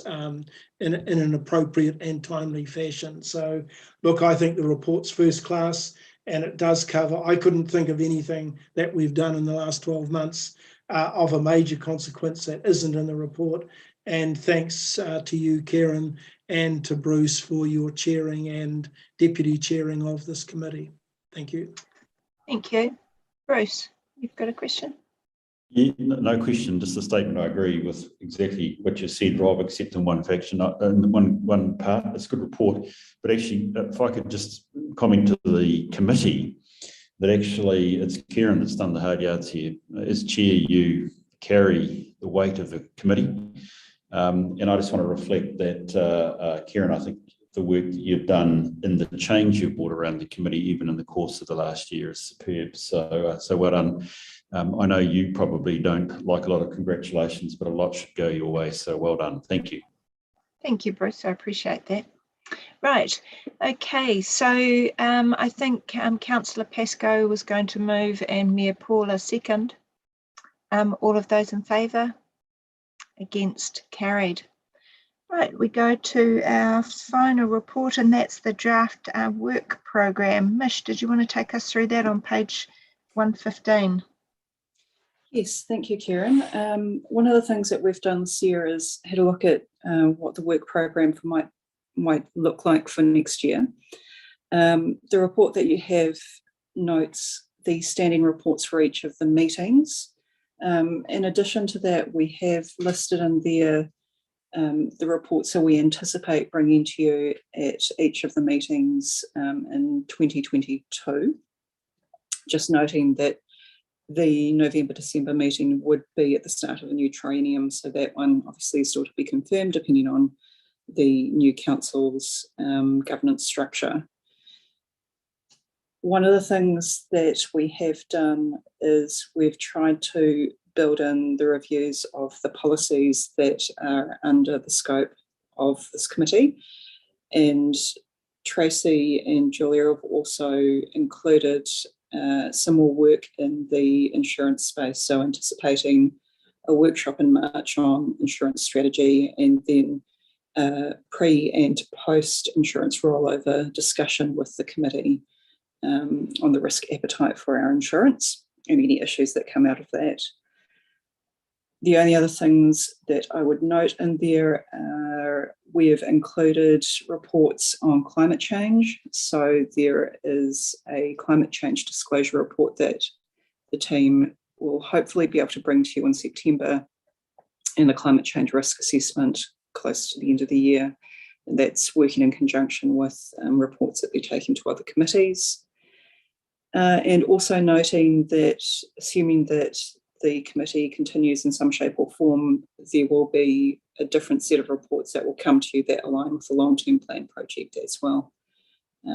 Sorry, just one last thing is that this is a guide. Obviously, as things come up in terms of importance for the council, and given that we anticipate COVID will be an ongoing thing, there may be reports that come up that are required that are not on this list. So we're very flexible in this work program. So if there's any questions or discussion on what we're proposing, Kieran, I'll hand over to you. Thanks for that. That was a good thorough overview. I don't have any questions up on the screen. Jadine. Kia ora. Great report, thank you. It's from my perspective, it's touching on something you talked about previously, Kieran, and whether there'll be oversight across the policies for the entire council that's considered by this committee on an annual basis. So how do we tie that through? So that would be the only comment that I would make in relation to the whole report. Kia ora. Yeah, really good point, thank you.